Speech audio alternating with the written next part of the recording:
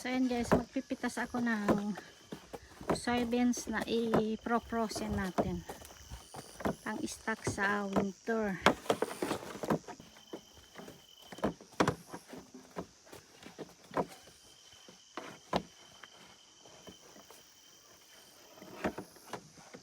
So nandito yung mga tanim kong soybeans. Dito ako magpipitas. Ganito siya mamunga.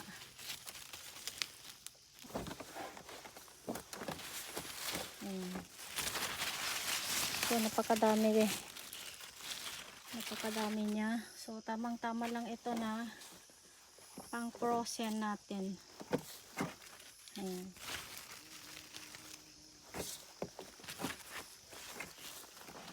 Ayan guys.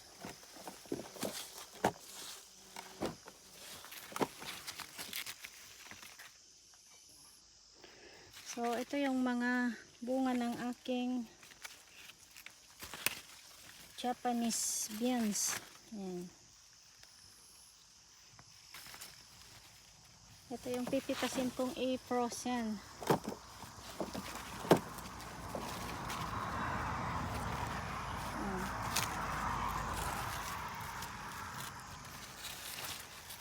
Ganito mamunga itong Japanese soybeans na to guys. Napakadami niya mamunga.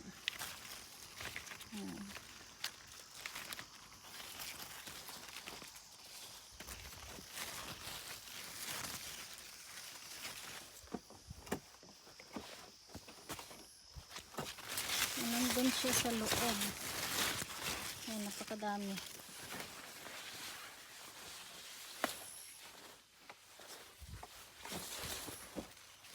So ito yung pipitasin natin ngayon.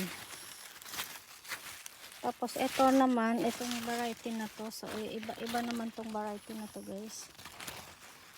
Hindi kagaya itong nandito sa kabila na mahaba siya na flat. Ayan. Bali tatlong variety itong tinanim ko rito. Ito, saka itong ganito lang siya na matataba. Para siyang Baguio beans naman tong isa. Pero hindi siya mabunga.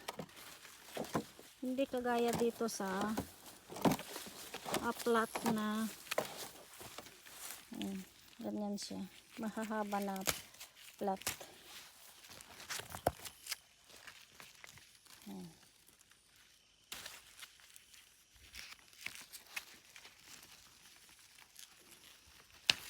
So dito natin ilagay.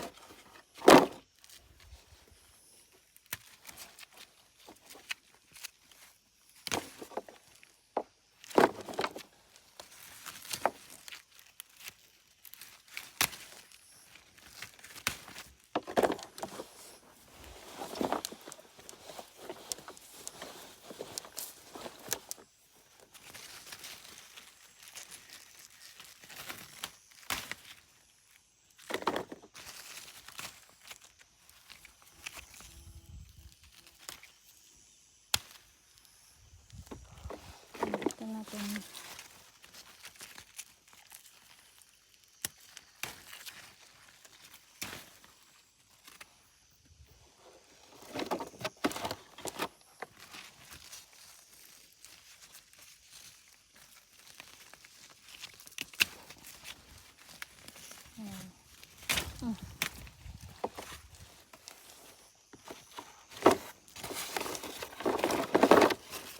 So ito yung i-frozen natin pang stock sa winter.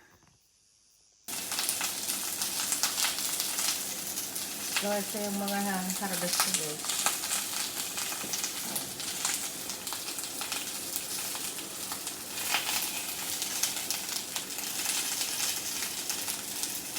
Ito nga.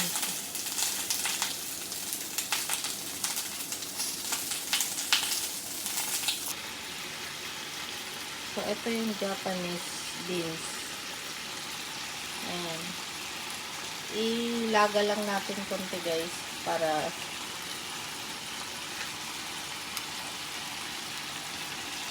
ito yung ilaga ko konti bago ko siya i-frozen. Pang stock na yung wing ko.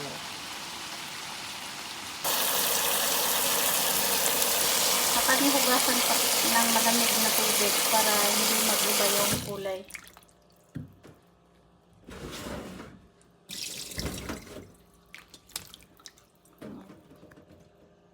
Tapos ayan na guys, patuluin nyo lang muna bago nyo siya i-plastic at i-frozen.